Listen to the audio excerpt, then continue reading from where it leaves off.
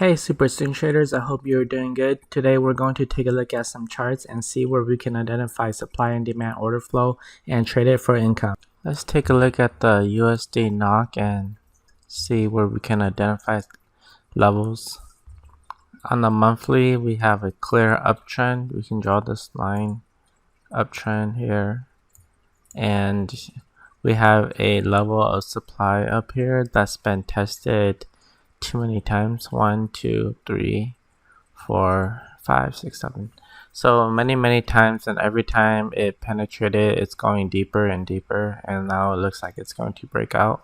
But we just can't, you can't just buy up here and then expect it to break out. Price could still, based on news or whatever, it could still drop just because it's still in the zone. You want to wait until it actually breaks out of that zone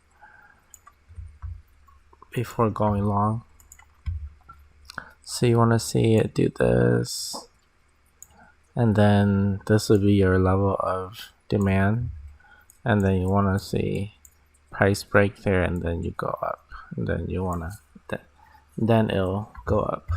So if price does that, then we can go long down here and buy the retracement, but we can't just buy right here and expect price to break out and do all that, because there's a chance that, like, even here there's a chance that it could still drop. So even here you bought into here expecting to drop, to break out. No, it didn't. It still dropped, and then it went up. So want to wait for this to break out, or to break this zone and retrace to our level of demand before we go long. On the weekly, same thing. It's just that the level of demand on the weekly is lower. On the monthly, it's lower. On the wicks, it's still within this monthly demand area, but it's lower. It's lower, so you're catching the lower moves. So if it retraces, and let's say it retraces up and then it comes back down and retrace to this area, then it would be right here. It would be bouncing right here at this level, right where this weekly EMA is going to form. It's going to bounce right there. If it doesn't, then it could come into this zone and bounce here. And this just goes to show that the lower time frames, it's pretty hard for the lower time frames to be located within these areas, because you have to go really low. For every time frame lower than the weekly, for example, to hit those levels, you're gonna have to go much lower. You're gonna have to go very low, and yeah. So that's why the lower time frames have more noise, and like the 1 hour especially, and the 15-minute and whatnot, they all have more noise. And if you're actually trading these levels that has confluence with the weekly and monthly zones, for it to be located in these levels, it's really low. It'll be like right at the edge of these, and sometimes, and most of the time, it usually, like I said, it will break. It will come and bounce off of this demand here, and for the weekly it will be up here. So if you're trading the lower levels and you want to take the levels that are located within the higher time frames, like the weekly and monthly, then you're gonna have to trade really low, and the odds of it retracing that deep is less likely than to go to these wider and larger zones. Okay, now that that's out of the way, on the weekly we have the same scenario. We have a area of supply here that's been tested. Looks just like, oh sorry, we got the weekly here.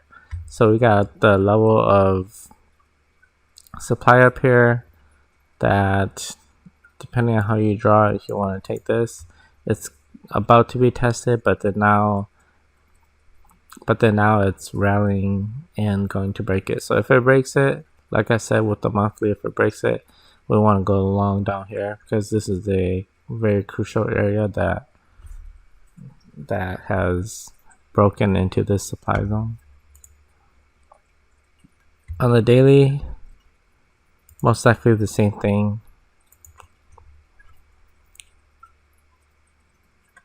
So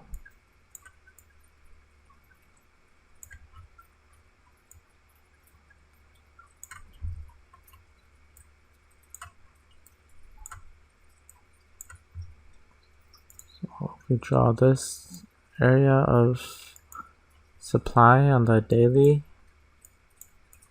then we will see that price is within that supply zone and we want to go long at least down here. This has the best basing, and if it takes out this zone up here, then we want to go long down here, unless it does something like this. If it breaks out like this, it forms like 2-3 strong candle, and then we can go long right here. Okay, otherwise if it breaks and then retraces down here, then we want to go long right here. Just depends on what kind of price action it is going to form by the time that it does its thing. Okay, and on the 4 hour, same thing. Whenever it breaks this zone on the daily or the weekly, if price forms large candles, you want to go right at that base. Otherwise, you want to go at areas that are still showing an uptrend, and you want to go long at areas that have these strong moves, like on the daily. But you also want to make sure that you're still in alignment with the trends and the trend lines and stuff like that. Okay, so that is the analysis on USDNOK. Thank you for watching this video. Please remember to give it a thumbs up if you enjoyed it and leave a comment below. If you're not already subscribed, please click the subscribe button below and click that little bell icon. That way you'll get notified of the next video that I publish. Thanks again for watching.